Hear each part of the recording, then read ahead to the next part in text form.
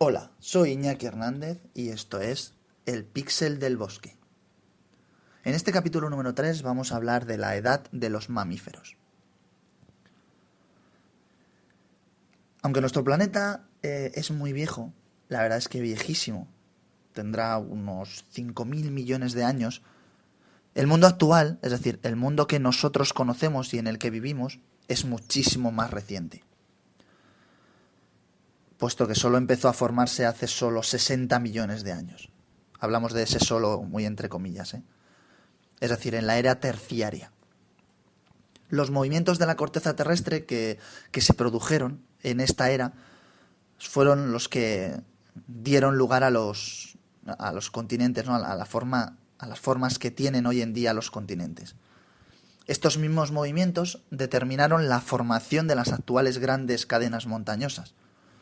Bueno, pues ya hemos dicho que bueno, todos sabemos que en la era secundaria el paisaje era muchísimo más monoto y uniforme.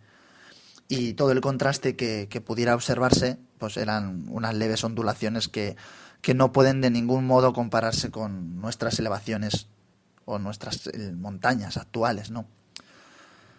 Desaparecieron los grandes reptiles en esta edad de los mamíferos y fueron sustituidos por los nuevos señores de la Tierra, los mamíferos.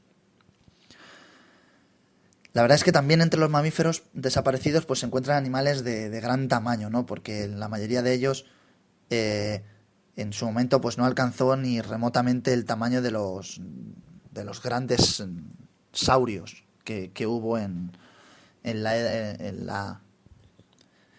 edad de los reptiles.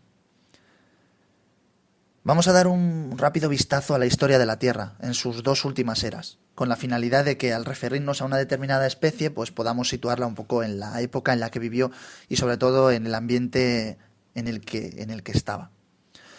Vamos a ir primero con un poco dando unas pinceladas sobre las fechas y los periodos en que se dividen.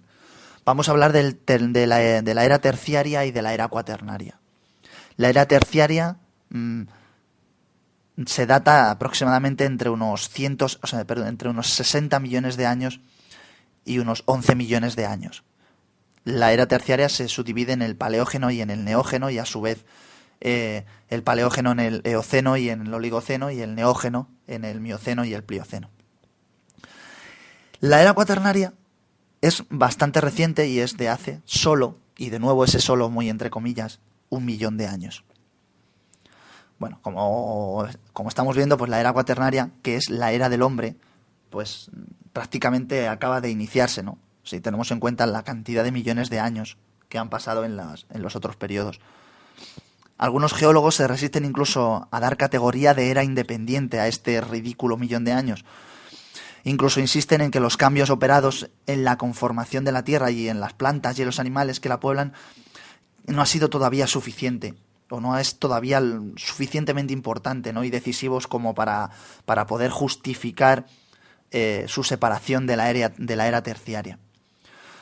Probablemente tengan razón, pero bueno, al fin y al cabo es que esta clasificación está hecha por los hombres y destinada a los hombres. Y por lo tanto, y en lo que a nosotros realmente respecta, hace 1.000.000 de años tuvo lugar el acontecimiento más importante de la historia geológica, que es la aparición del ser humano, ¿no? De la raza humana. Y yo creo que este hecho es por sí solo trascendental para la humanidad y de alguna forma pues basta para justificar la clasificación independiente de este último 1.000.000 de años. Pero bueno, volviendo a lo que nos interesa, veamos ahora cuáles fueron los cambios que transformaron la superficie terrestre y que de alguna forma convirtieron el uniforme y aburrido mundo de los reptiles en el variado y atractivo planeta que hoy habitamos. Vamos a hablar un poquito de las diferentes etapas en las que se divide la era terciaria y cuaternaria. Vamos a ir al Eoceno, que hemos dicho que formaba parte del Paleógeno y que estaba datado hace 60 millones de años. El Eoceno era una época de clima cálido y que favoreció el florecimiento de la vida, tanto vegetal como animal. Los continentes pues habían adoptado ya un aspecto muy parecido al actual, aunque por ejemplo Norteamérica aún se hallaba unida con Groenlandia y con Europa a través de Islandia.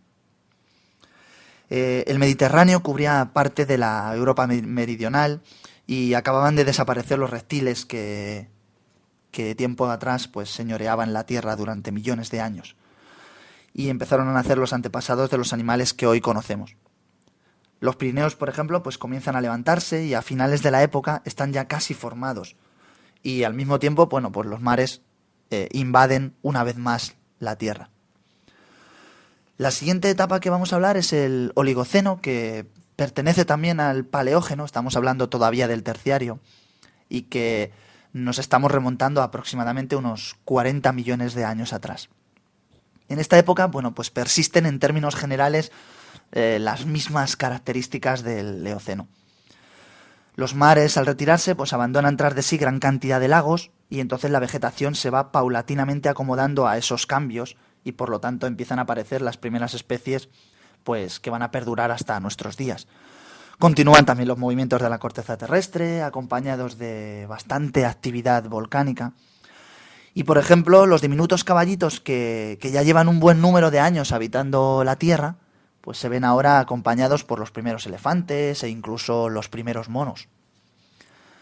La siguiente etapa que vamos a hablar ya pertenece al Neógeno, estamos hablando del Mioceno, y nos vamos unos 30 millones de años atrás en el tiempo.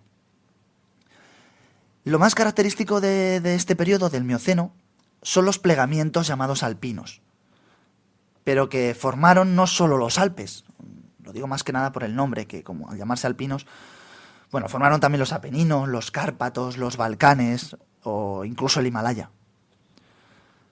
Tan intensos fueron estos movimientos de la Tierra que, por ejemplo, en el Himalaya, a 5.700 metros de altitud, han aparecido fósiles que inicialmente, pues, fueron depositados en el fondo de un mar interior. Por su parte, y ya en América, se levantaban las montañas rocosas y la cordillera de los Andes. Toda esta actividad, pues, de alguna forma determinó la aparición de numerosos volcanes que cubrieron de lava la mayor parte de la Tierra. Sobre todo, pues, en Francia, en los Cárpatos y en el oeste americano. Volviendo de nuevo al ejemplo de los caballos, por ejemplo, los caballos y los elefantes aumentaron ligeramente en tamaño. La vegetación, que era tropical al principio, pues también cedió paso poco a poco a las plantas más características de las zonas más templadas. Y que, de alguna forma, pues son poco iguales a las que cubren hoy la mayor parte de la Tierra. La siguiente etapa que quiero comentaros es la del Plioceno. De nuevo en la era terciaria y en la fase del Neógeno. Y ya estamos aproximadamente hacia unos 11 millones de años atrás. La verdad es que en esta época, pues bueno, persisten los movimientos que formaban las montañas y también la actividad volcánica. Los caballos, los elefantes y algunos de los otros mamíferos, pues casi alcanzaban su tamaño actual. Tenemos en cuenta que cada vez, de alguna forma, todos los animales fueron poco a poco alcanzando tamaños más grandes, ¿no? Se iban adaptando al entorno que les rodeaba. De tal forma que en general, pues bueno, las formas de vida, pues ya no eran tan diferentes a las de nuestros días, ¿no? A las que tenemos hoy en día. A finales de esta época, pues bueno, se produjo un levantamiento general de las tierras, con lo que muchos de los ríos que antes discurrían pues tranquilos y pacíficos comenzaron a correr de una forma muchísimo más rápida, mucho más alocados, formando pues muchos cañones, ¿no? Como el imponente y majestuoso Gran Cañón del Colorado. Incluso también, pues en este tiempo se formó los ríos, ¿no? La red hidrográfica de la península ibérica. Nos vamos en nuestro paseo a través del tiempo, nos vamos a la era cuaternaria. En la era cuaternaria hemos dicho antes que es hace 1 millón de años, que de alguna forma es la última era que que nosotros hemos clasificado, pues para nosotros es la más importante, ¿no? Porque en ella vivimos. Así que, bueno, nos es bien conocida de alguna forma. Su nota fundamental han sido las grandes variaciones climatológicas. En épocas anteriores era frecuente que los océanos cubrieran grandes extensiones de la Tierra. Como las masas de agua, pues, nos sirven de alguna forma como moderadores de la temperatura, pues el clima había sido bastante uniforme en todo nuestro planeta. Pero los continentes, pues bueno, fueron creciendo sin cesar hasta que de alguna forma quedaron emergidas grandes zonas. Quedaron muchas zonas fuera del mar. Y entonces disminuyó la acción moderadora del mar, ¿no? Y empezaron a producirse, pues, importantes variaciones climáticas. Las extensiones de las zonas polares, pues antes estaban reducidas a casi exclusivamente la zona de Groenlandia hoy en día, y por lo tanto esas zonas polares crecieron sensiblemente, de tal forma que durante el invierno pues se acumulaba más nieve que la que podía fundirse en verano. Y entonces los hielos pues progresivamente pues fueron avanzando hasta cubrir la Tierra. Llegaron incluso pues a las orillas de los mares, continuaron avanzando hasta adentrarse en los océanos. Y con el tiempo, más tarde, y sin una razón aparente, los glaciares se fueron retirando poco a poco. Y buena parte de esas zonas que hasta entonces estuvieron cubiertas de nieve, pues bueno, pasaron a disfrutar de un clima muchísimo más cálido. Y esto se produjo otras 3 veces más. Avanzaron los glaciares, se retiraron los glaciares. Y hoy vivimos en nuestra fecha actual, es una fecha que nosotros llamamos periodo interglaciar. Es decir, la última glaciación, el último momento en el que la Tierra se cubrió de nieve, data de hace 35.000 años. De tal forma que, bueno, ya ha quedado aclarado que el hecho más importante de esta era en sí y frente a lo que nosotros respecta, que es lo que os he comentado antes, era la aparición del primer hombre, ¿no? Del hombre sobre la Tierra. La verdad es que esta aparición tuvo lugar después de la primera glaciación. Esto lo sabemos porque de alguna forma lo atestiguan algunos restos o algunos instrumentos muy rudimentarios de pedernal. Los restos humanos de aquella época, si es que de alguna forma, o si es que verdaderamente podemos llamarlos hombres, ¿no? Porque de alguna forma no son hombres en el sentido que nosotros... Son hombres en el sentido que nosotros damos a la palabra, pero se parecen más a un mono de lo que nos gustaría realmente admitir.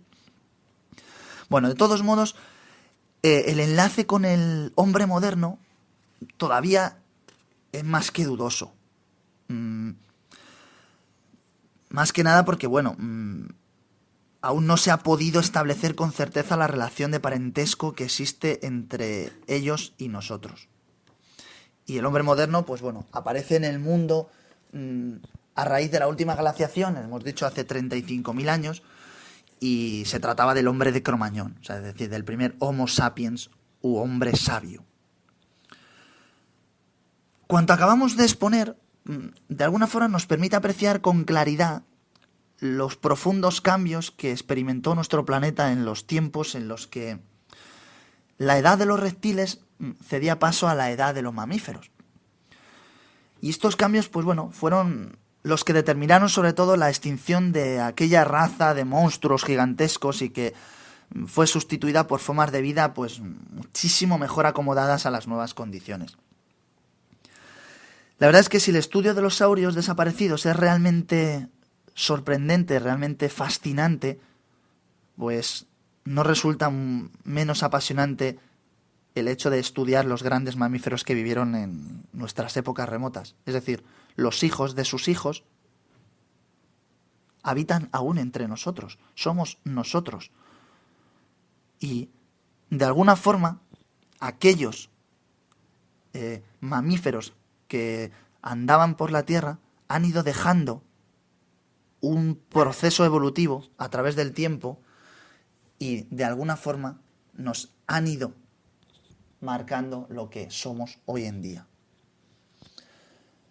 Pero somos pequeños, somos enanos.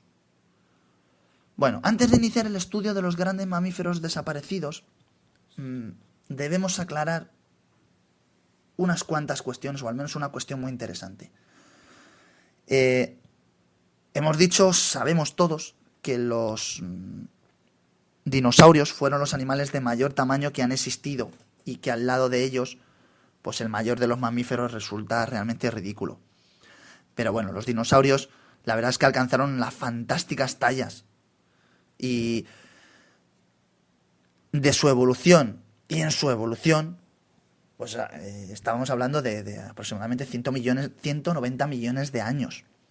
Y bueno, pues es un tiempo lo suficientemente largo como para que, de alguna forma, se pueda producir una evolución. Podemos hablar, por tanto, que si la evolución de los mamíferos se mantuviera durante tanto tiempo como duró la de estos reptiles, pues con toda seguridad nosotros alcanzaríamos dimensiones bastante grandes. Pero bueno, recordemos una cosa. A la hora de hablar de la evolución, siempre hay que tener en cuenta que mientras las condiciones del medio ambiente no cambian de forma radical, las especies tienden a evolucionar en sentido positivo, es decir, se adaptan al medio y los individuos son cada vez más grandes, cada vez más fuertes. De este modo, pues, los dinosaurios alcanzaron su tamaño tan colosal y probablemente en nuestra evolución llegaremos a sufrir un cambio similar. ¿Ocurre ahora lo mismo? Desde luego que sí. Y es por una razón bien sencilla. En unas condiciones dadas, los individuos de mayor tamaño tienen más posibilidades de sobrevivir. Les resulta más fácil procurarse alimento y también defenderse de sus enemigos naturales. Además, si al buscar una compañera se enfrentan a otros animales de la misma especie, pues está claro que el más pequeño no tendrá éxito, será el que se quede soltero.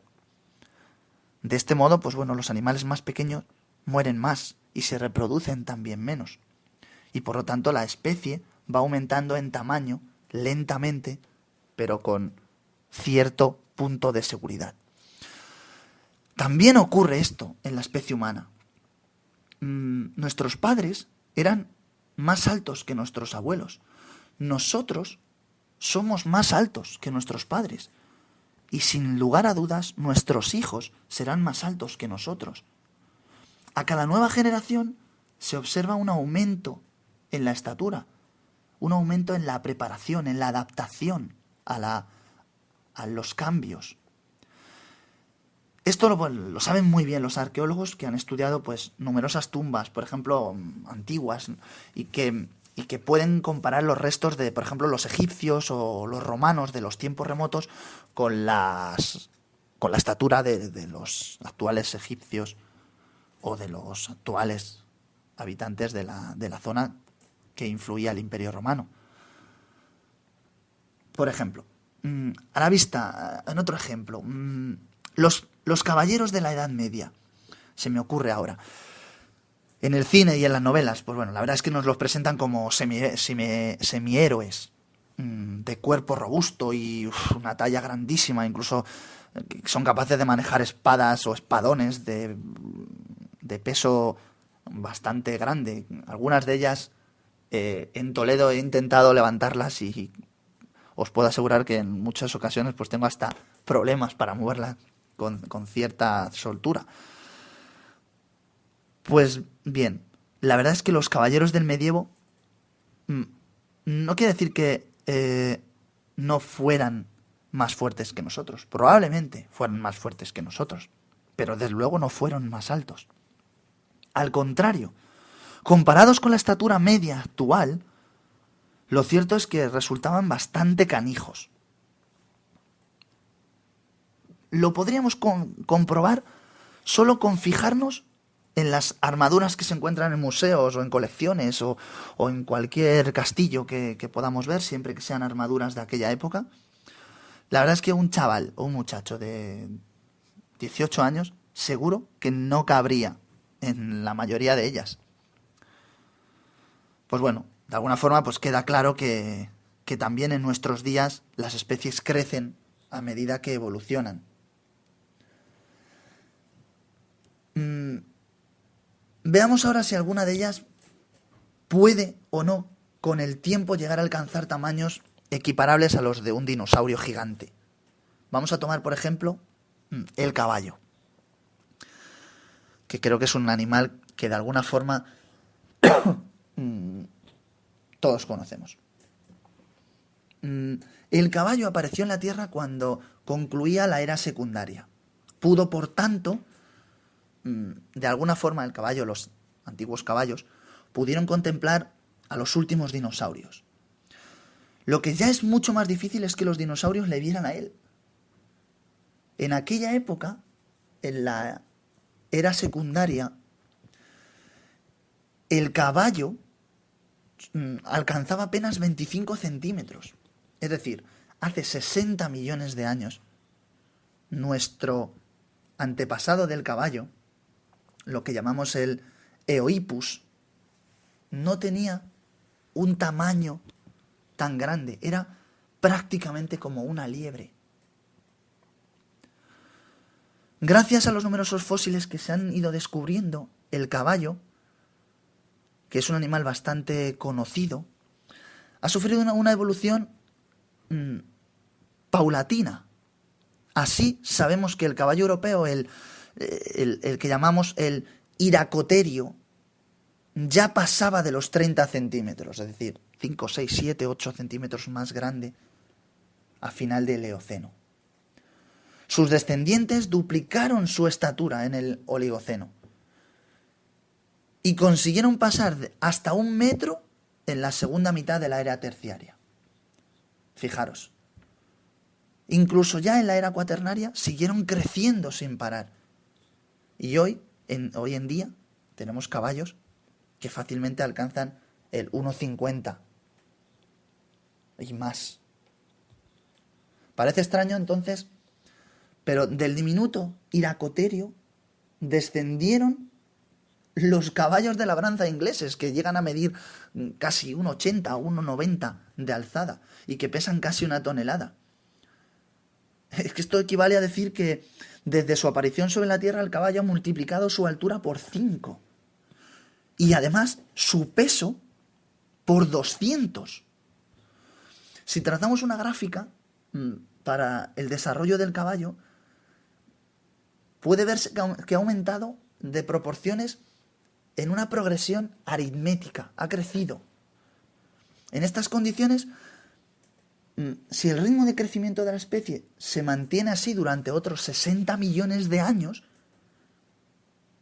que sería en total un tiempo inferior al que duró la evolución de los dinosaurios, pues tenemos que los hombres del futuro utilizarían como animales de tiro, o sea, como animales de trabajo, caballos de casi 10 metros de altura y 12 toneladas de peso. Es sorprendente. Los ejemplos de este tipo, la verdad es que los podríamos multiplicar. Vamos a poner otro ejemplo. El antepasado del elefante. El antepasado del elefante se llama Moeriterio y vivió hace unos 40 millones de años. En su origen, el Moeriterio tenía el tamaño de un tapir. Sus descendientes, es decir, los elefantes modernos, hoy en día pasan los 4 metros de altura. Y aún así hay que tener en cuenta que se han extinguido las dos ramas de la familia en la que los individuos habían alcanzado mayor tamaño, es decir, los mamut y los mastodontes. Otro ejemplo, las ballenas. Sus antepasados en el periodo del Oligoceno no pasaban de los 3 metros de longitud. 3 metros de longitud. teniendo en cuenta que las ballenas actuales con frecuencia pasan los 20 metros. Vamos a concretarlo un poco más. Vamos a hablar de la especie humana. Creo que estos datos nos van a impactar un poco más. En cuanto a la especie humana, ya hemos visto que se encuentra en vías de continuo crecimiento. Nuestros hijos serán más grandes y estarán mejor preparados. El famoso hombre de Neandertal apenas medía 1,5 metros. O sea que, en un espacio de tiempo súper breve, si se mide evidentemente a escala geológica, su talla ha aumentado un 20%, por lo menos. Y eso que la verdad es que el hombre es un recién llegado al planeta, ¿eh? Esto es que nos lleva a una pregunta casi inmediata. ¿Qué dimensiones o qué altura tendrán nuestros descendientes dentro de 100 millones de años? ¿Cuánto mediremos? Si tenemos en cuenta que hemos dicho que vamos a estar montando caballos de 10 metros de altura. Bueno, la verdad es que todo parece indicar que los mamíferos pues se encuentran en plena evolución. Y bueno, aunque aún les falta bastante tiempo para alcanzar estas super tallas, seguimos en nuestro desarrollo. Y la verdad es que es pura teoría, pero si las condiciones ambientales no sufren cambios bruscos, nuestra especie y la del resto de vecinos o la del resto de especies o de mamíferos que pueblan, o el resto de animales que pueblan el planeta, están llamados a conocer un desarrollo impresionante.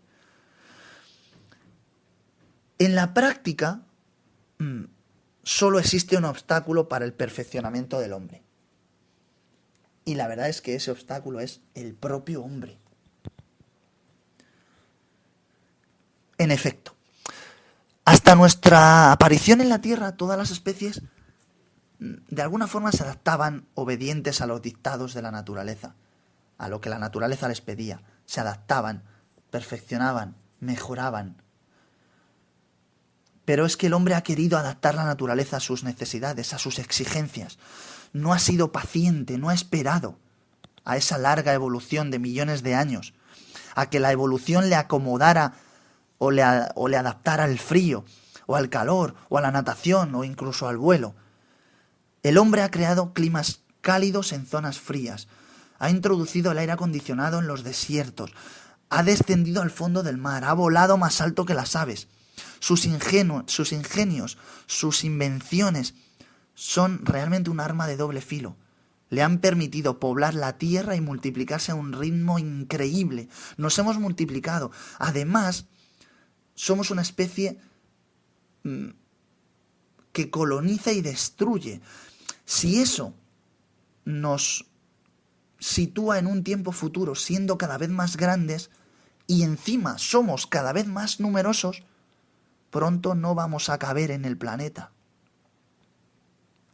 Claro está que yo espero que para entonces hayamos dominado el espacio exterior y que el excedente de personal humano habite en colonias esparcidas por todo el sistema solar.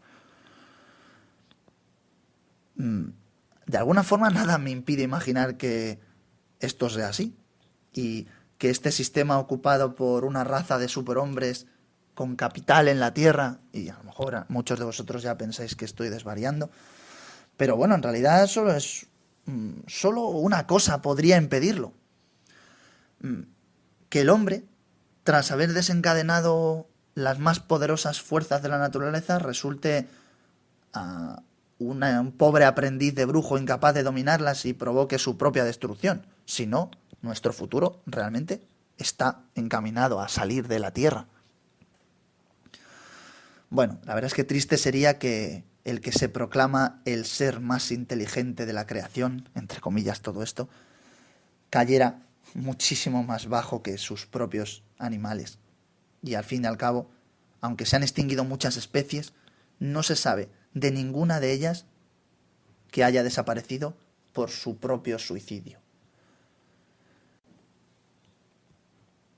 Pero volviendo a nuestro tema, nos habíamos quedado en la edad de los mamíferos y habíamos dicho que se encuentran en pleno desarrollo y que de alguna forma hoy en día solo constituimos unas formas enanas de las generaciones que nos suceden en el tiempo. Yo solo espero que el hombre, como ser inteligente, sepa adaptarse y mejorar las condiciones que nos van a suceder en nuestra evolución. Y solo espero que de alguna forma no destruyamos el mayor regalo que nos han dado, que es este maravilloso planeta. Muchas gracias por haberme escuchado. Voy a dejar el tema para más adelante, un poco esta evolución de las aves, que fueron los otros compañeros de viaje. Me gustaría también hacer otro capítulo sobre la era de los reptiles, aunque como es más larga, probablemente sea más densa. Y por supuesto os invito a que sigáis comentando, a que me sigáis mandando vuestras opiniones, a que sigáis participando del podcast, a que me sigáis escuchando y a que me sigáis corrigiendo. Como siempre, muchas gracias y un saludo a todos.